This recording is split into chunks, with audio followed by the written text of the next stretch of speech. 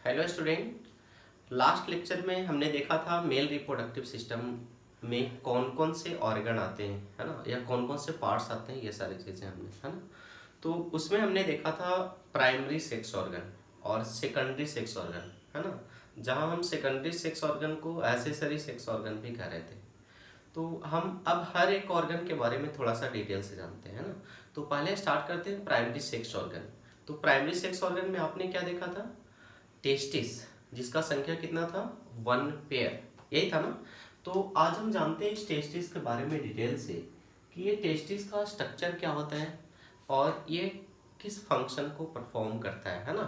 तो last lecture में तो हमने ये देखा था कि टेस्टिस का दो इम्पॉर्टेंट काम है, इसलिए इसको हम प्राइमरी सेक्स ऑर्गन कहते हैं, है ना। फर्स्ट, इसका जो इम्पोर्टेंट काम है वो है स्पर्म का फॉर्मेशन करना, और सेकेंड जो इम्पोर्टेंट काम है वो मेल सेक्स हार्मोन यानी कि टेस्टोस्टेरोन को रिलीज करना। क्लियर? तो अब देखते हैं कि इसमें कौन सा पार्ट्स है या वे स्ट्रक्चर्स कौन से हैं जो ये हार्मोन बनाते हैं या फिर वो स्पर्म का प्रोडक्शन करते हैं, है ना। तो हम डिटेल से आज इसके स्ट्रक्चर को जानेंगे।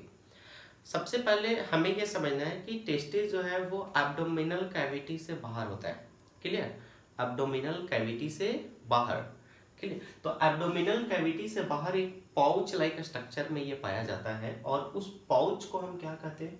तो आप देख सकते हैं ये वो पाउच लाइक स्ट्रक्चर है जिसके अंदर टेस्टिस है। क्लियर? 1 पेयर संख्या आपको पता है पहले से भी। तो ये पाउच लाइक स्ट्रक्चर जिसके अंदर टेस्टिस है। क्लियर? इस पाउच लाइक स्ट्रक्चर को हम कहते हैं scrotum. Clear? Pouch like structure को क्या कहते हैं? स्क्रोटम। तो फर्स्ट चीज ये क्लियर करनी है कि testis is present outside abdominal cavity within a pouch like structure which is called as scrotum. उसे हम क्या कहेंगे? स्क्रोटम कहेंगे, है ना। अब देखिए क्वेश्चन ये आता है कि टेस्टिस एब्डोमिनल कैविटी से बाहर क्यों है। जैसे बहुत सारे ऑर्गन हैं, हमारा हार्ट है, हमारा लीवर है, पैंक्रियाज है, या फिर बॉडी के और भी पार्ट्स हैं जो एब्डोमिनल कैविटी के अंदर है ना। तो फिर ये टेस्टिस बाहर क्यों है? इसका क्या वजह रहा होगा कि ये आउटसाइड एब्डोमिनल कैविटी है ना। तो एब्डोमिनल कैविटी के बाहर रहने का इसका रीजन ये है कि इसको नॉर्मल बॉडी टेम्परेचर से 2 से 2.5 डिग्री लेस टेम्परेचर चाहिए। क्लियर? क्यों चाहिए लेस टेम्परेचर? तो स्पर्म को प्रोडक्ट करने के लिए, इसको प्रोड्यूस करने के लिए, बनाने के लिए, है ना।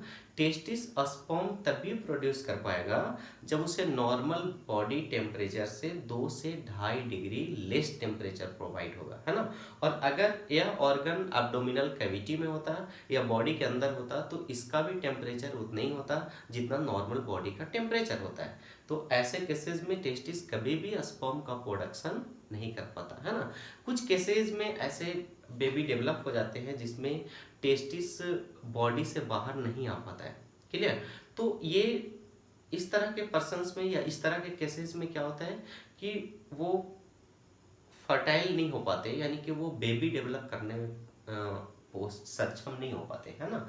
वो स्पर्म का प्रोडक्शन ही नहीं कर पाते। क्लियर? तो हम उसके बारे में और आगे बात करेंगे। तो फिलहाल इतना समझ में आ रहा है कि ये टेस्टिस बॉडी से बाहर क्यों है? क्योंकि ये स्पर्म का प्रोडक्शन कर सके। स्पर्म तभी बन सकता है जब इसे 2 से 2.5 डिग्री लेस टेम्परेचर चाहिए, है ना। तो ये लेस टेम्परेचर प्रोवाइड कौन करता है? इसमें इंगेज क्या है? सबसे पहले इंपॉर्टेंट पॉइंट ये ध्यान में देना है कि कौन सा पार्ट है टेस्टिस का जो इसे लेस टेम्परेचर प्रोवाइड करने में हेल्प कर रहा है ना। तो ये डार्टस मसल्स होता है। किसमें? स्क्रोटम में, है ना। यानी कि जो पाउच है उसमें डार्टस मसल्स होते हैं, और ये डार्टस मसल्स ही रिस्पॉन्सिबल हैं 2 से 2.5 डिग्री टेम्परेचर को कम मेंटेन करने के लिए। क्लियर? अब देखिए और आगे बढ़ते हैं। अब ये पाउच हो गया, इसके अंदर आप देख पा रहे हैं ये टेस्टिस है। क्लियर? ये 1 ये 2 1 पेयर हो गए। अब देखिए ये टेस्टिस के चारों तरफ कुछ फ्लूइड भरा हुआ है, इसमें भी, दोनों में भी आप देख रहे हैं। तो पाउच हो गया स्क्रोटम, अंदर हो गया टेस्टिस, इसके सराउंडिंग्स जो फ्लूइड भरे हैं उसको कहते हैं हाइड्रोसिल। क्लियर? अब बीच में भी ये फिक्स लोकेशन पे क्यों है? है ना। थोड़े बहुत लोकेशन चेंज इधर उधर हो सकते हैं जगह, लेकिन फिर भी ये जगह पर फिक्स क्यों है, इसको फिक्स करने के लिए यहाँ पर इसके साथ कुछ स्ट्रक्चर जुड़े हैं, और इस स्ट्रक्चर को हम कह सकते हैं ग्यूबर्नाक्यूलम। तो ग्यूबर्नाक्यूलम क्या है, वो स्ट्रक्चर है जो टेस्टिस को उसके जगह पर फिक्स रखे हुए, क्लियर, जो स्क्रोटम के साथ जोड़ करके उसको फिक्स रखे हुए हैं, ये है ग्यूबर्नाक्यूलम। तो क्या क्या देखा आपने, सबसे पहले स्क्रोटम जिसके अंदर टेस्टिस है ना, टेस्टिस के चारों तरफ जो फ्लूइड भरे हैं उसको क्या करें, हाइड्रोसिल, और एक स्ट्रक्चर जो स्क्रोटम के साथ टेस्टिस को जोड़ रहा है या एक फिक्स वहां पर जगह प्रोवाइड कर रहा है, इसका लोकेशन प्रोवाइड कर रहा है, वो क्या है, ग्यूबर्नाक्यूलम। ठीक है, अब देखिए ये टेस्टिस जब एब्डोमेन की तरफ बढ़ रहा है, ऊपर की तरफ बढ़ रहा है ना, तो एब्डोमेन के अंदर जब वो अंदर इन कर रहा है, तो इन करने के लिए यहाँ पर एक ट्यूब लाइक स्ट्रक्चर बन रहा है। इधर भी आप देख रहे हैं ट्यूब लाइक स्ट्रक्चर यहाँ, और एक ट्यूब लाइक स्ट्रक्चर आप यहाँ देख रहे हैं, है ना।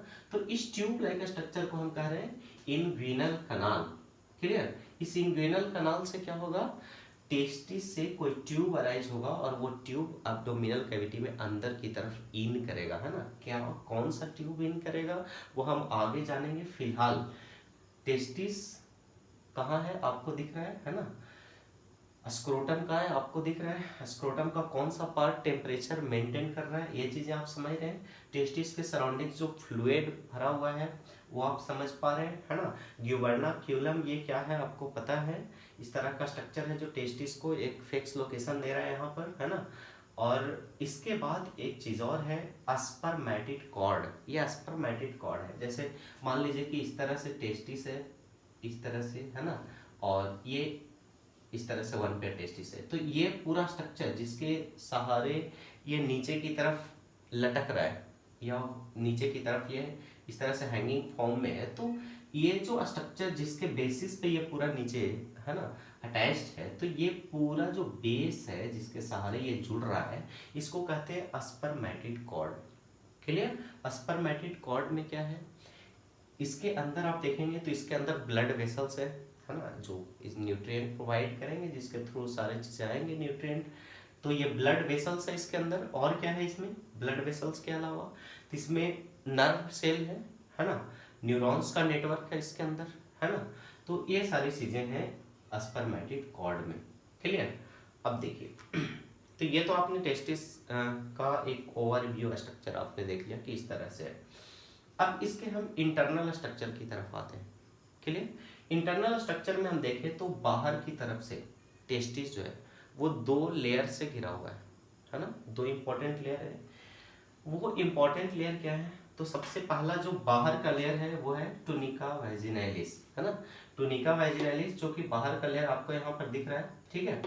इसके अंदर की तरफ जो फाइब्रस लेयर आपको दिख रहा है आपको इस तरह से फाइब्रस लेयर, तो ये तो बाहर का ये लेयर हो गया, इसको हम क्या करें, टुनिका वैजिनैलिस। इसके अंदर जो फाइब्रस लेयर है, फाइब्रस लेयर को क्या करें, टुनिका अल्बुजिनिया, क्लियर। बाहर वाले लेयर को क्या करें, टुनिका अल्बुजिनिया, अंदर का, सॉरी, ये टुनिका अल्बुजिनिया, है ना, ये अंदर का लेयर है ना।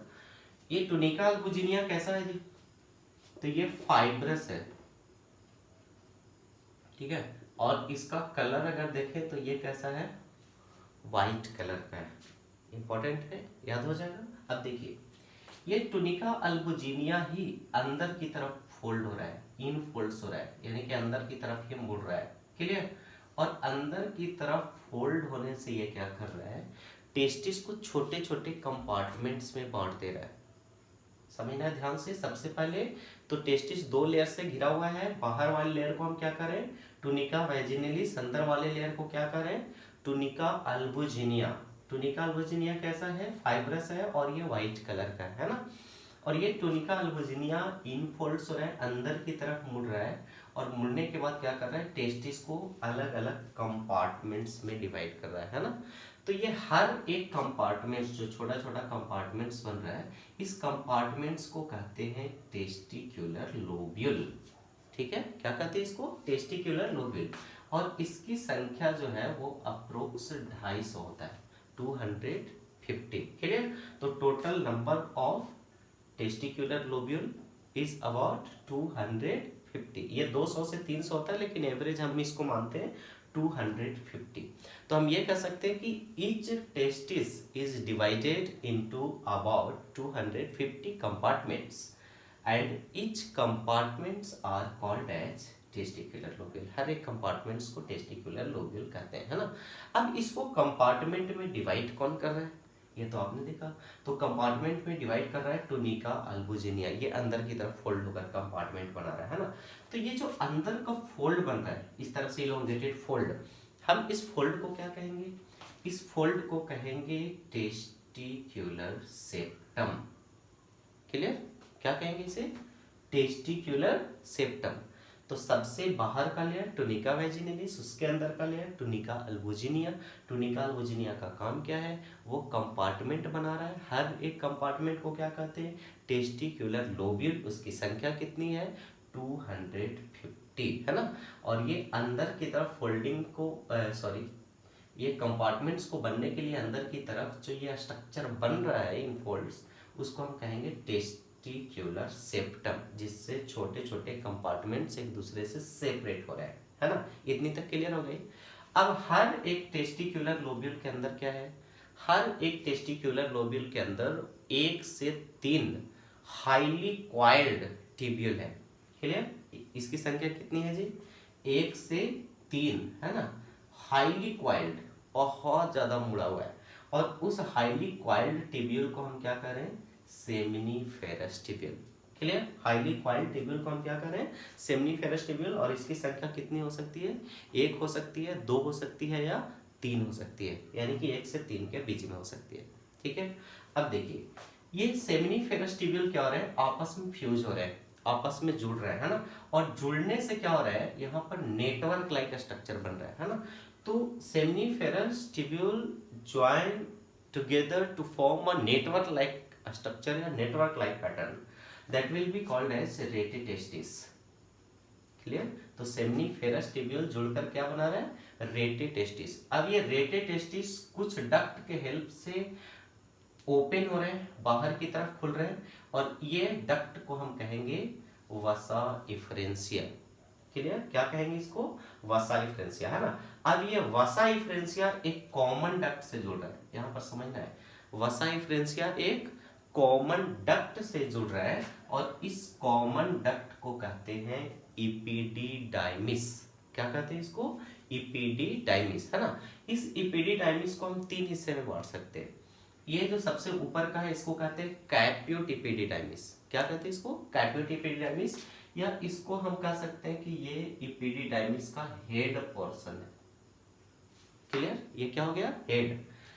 कॉर्पस इपिडिडाइमिस ये बीच का पार्ट है, और इसको हम कह सकते हैं कि ये इसका बॉडी पार्ट है। क्लियर, और सबसे नीचे का हिस्सा जिसको हम लोग कॉर्डा इपिडिडाइमिस कह सकते हैं, ये इसको कह सकते हैं कि ये इसका टेल का हिस्सा है। ठीक है, तो इस तरीके से आपने देखा इपिडिडाइमिस। अब इसके बाद ये वापस, है ना, टेस्टिस आउटसाइड एब्डोमिनल कैविटी है, लेकिन इससे जो ट्यूब अराइज हो रहा है वो वापस ऊपर एब्डोमेन की तरफ बढ़ रहा है ना। तो जो ट्यूब एब्डोमेन की तरफ बढ़ रहा है इसे हम कहते हैं वास डिफरेंस। क्लियर, इसे क्या कहते हैं, वास डिफरेंस, है ना। अब देखिए एक बार फिर से, अगर हम इनवर्ड टू आउटवर्ड, टेस्टिस से अंदर से सबसे बाहर की तरफ बढ़े, तो सबसे अंदर जो हमें टिब्यूल मिला वो क्या था, तो सबसे अंदर जो टिब्यूल मिला वो क्या था, सेमिनिफेरस टिब्यूल। ठीक है, यही था। इसके बाद ये आपस में जुड़कर क्या बनाया, रेटिटेस्टिस, है ना। रेटिटेस्टिस आपस में जुड़कर जिस ट्यूब से बाहर ओपन हो रहा है उसे क्या कहते हैं, वसा इफ्रेंसिया, है ना। वसा इफ्रेंसिया ये किससे जुड़ा, इपिडिडाइमिस से। किससे जुड़ा, इपिडिडाइमिस, है ना। इपिडिडाइमिस के कितने पार्ट हैं, 3। एक को हम कह रहे हैं हेड पार्ट, दूसरे को कह रहे हैं इसका बॉडी पार्ट, और तीसरे को कह रहे हैं इसका टेल पार्ट, है ना। तो जो हेड पार्ट है, हेड पार्ट को क्या कह रहे हैं, इसको कैप्यूट इपिडिडाइमिस, बीच वाले पार्ट को कॉर्पस इपिडिडाइमिस, और टेल वाले पर्सन को कॉर्डा इपिडिडाइमिस। ऐसा ही है ना। और ये फिर इपिडिडाइमिस के बाद ये चलाता है क्या चीज, वास डिफरेंस। तो ये तो आपने ट्यूब का अरेंजमेंट देख लिया। एक बार फिर से इसको रिकैप करते हैं। टेस्टिस के सबसे बाहर का लेयर क्या है, टूनिका वैजिनेलिस। इसके अंदर की तरफ का लेयर क्या है, टूनिका अल्बुजिनिया। अल्बुजिनिया का काम आपको पता है, ये फाइब्रस है, वाइट है, और इन फोल्ड्स होकर क्या बना रहा है, टेस्टिक्युलर सेप्टम। टेस्टिक्युलर सेप्टम बनने से क्या हो रहा है, इसमें छोटे छोटे कंपार्टमेंट्स बन जा रहे हैं, जिसको हम क्या कर रहे हैं, टेस्टिक्युलर लोब कह रहे हैं, है ना। अब देखिए, हर एक टेस्टिक्युलर लोब के अंदर क्या है, हाईली क्वाइल्ड टिब्यूल है। उसकी संख्या कितनी है, 1 से 3, और उसे क्या रहे हैं हम, सेमनीफेरस टिब्यूल। ठीक है, ये सभी सेमनीफेरस टिब्यूल जुड़कर क्या बना रहा है, नेटवर्क लाइक स्ट्रक्चर। और उस नेटवर्क लाइक स्ट्रक्चर को क्या कह रहे हैं, रेटे टेस्टिस, है ना। तो ये रेटे टेस्टिस जो है कुछ कॉमन डक्ट से आगे बढ़ रहे हैं, वो सारे कॉमन डक्ट को क्या कहेंगे, वसा एफरेंसिया, है ना। अब ये वसा एफरेंसिया एक सिंगल कॉमन डक्ट से जुड़ रहा है, और उस सिंगल कॉमन डक्ट को क्या कह रहे हैं, इपिडिडाइमिस, है ना। इपिडिडाइमिस में सबसे फर्स्ट जो पोर्शन है या फिर ऊपर का जो पोर्शन है, इसको क्या कह रहे हैं, हेड पार्ट। और हेड पार्ट को हम क्या कह रहे हैं, कैप्यूटिपिडिडाइमिस। ठीक है, इसके बीच के पोर्शन को क्या कह रहे हैं, कॉर्पस एपिडिडाइमिस है, इसका बॉडी पार्ट है ये। और सबसे नीचे का पार्ट क्या है, कॉर्डा एपिडिडाइमिस या इसका टेल पार्ट है। ऐसा ही है। अब देखिए, इसके बाद ये एब्डोमेन की तरफ बढ़ रहा है, ऊपर की तरफ बढ़ रहा है, उस ट्यूब को क्या कह रहे हैं, वास डिफरेंस। क्लियर हो रहा है। अब देखिए, यहाँ पर एक इंपॉर्टेंट पॉइंट याद रखना है। जैसे ये क्वेश्चन आ जाता है कि स्पर्म बनने के बाद किस टेस्टिस के कौन से भाग में ये स्टोरेज रहता है ना। तो स्टोरेज जो होता है वो एक्चुअली कॉर्डा एपिडिडाइमिस में। क्लियर। ऐसे ऑप्शन में एपिडिडाइमिस आया तो वहां पे टिक कर देना है, लेकिन उसमें भी अगर कॉर्डा एपिडिडाइमिस है that will B correct answer, है ना। तो वो स्टोर किस पार्ट में होता है जी, कॉर्डा एपिडिडाइमिस में। ये तो हो गया टेस्टिस का स्ट्रक्चर, है ना। अब हमें समझना है कि टेस्टिस में स्पर्म कहाँ बनता है और टेस्टोस्टेरोन हार्मोन कहाँ बनता है, ये दो चीजें क्लियर करनी है ना। तो हमने इस स्ट्रक्चर को एक टेस्टिक्युलर लोब्यूल यानी कि एक जो कंपार्टमेंट्स बना है ना, उसके अंदर सेमनीफेरस टेबल कितना है, 1 से 3 है। अगर हम इसका क्रॉस सेक्शन लें, क्या लें, क्रॉस सेक्शन, तो क्रॉस सेक्शन लेने से क्या होगा, इस तरह का पैटर्न हमें मिलेगा। जैसे क्योंकि सेमिनिफेरस ट्यूब्यूल क्या है, वो एक ट्यूब है ना, तो ट्यूब को कट करेंगे तो इस तरह का सेक्शन हमें सर्कल लाइक सेक्शन मिलेगा, है ना। तो हमने एक कंपार्टमेंट्स को इस तरह से क्रॉस सेक्शन लिया तो हमें इस तरह का सेक्शन मिला, ये पूरा कंपार्टमेंट्स के अंदर इस तरह से, है ना। तो ये क्या है, ये आप जो एक सर्कल देख रहे हो, ये किसका कटा हुआ पार्ट है, सेमिनिफेरस ट्यूब्यूल का। ये भी सेमिनिफेरस ट्यूब्यूल, ये भी सेमिनिफेरस ट्यूब्यूल, है ना। तो 3 सेमिनिफेरस ट्यूब्यूल के बीच में ये गैप होगा, ऐसा ही है ना। तो सबसे पहले हमें ये दोनों चीजें क्लियर करनी है कि इसमें स्पर्म कहाँ बन रहा है या कौन बना रहा है, और दूसरा टेस्टोस्टेरोन हार्मोन कहाँ बन रहा है या कौन बना रहा है ना। तो ये जो सेमनीफेरस ट्यूब्यूल है, इस ट्यूब्यूल के अंदर है ना, जर्म सेल है, या इसको हम कह सकते हैं मेल जर्म सेल। क्लियर, इसे क्या कह सकते हैं जी, मेल जर्म सेल, या इसका एक और नाम है स्पर्मेटोगोनिया। समझिए ध्यान से, सेमिनिफेरस ट्यूब्यूल के अंदर क्या है, मेल जर्म सेल या स्पर्मेटोगोनिया, है ना। ये मेल जर्म सेल या स्पर्मेटोगोनिया डिवाइड होकर ही किसका फॉर्मेशन करता है, स्पर्म का। तो ये तो सेल आपने देख लिया कि स्पर्म का फॉर्मेशन कौन कर रहा है, मेल जर्म सेल या स्पर्मेटोगोनिया, और ये है कहाँ, सेमनीफेरस ट्यूब्यूल के अंदर।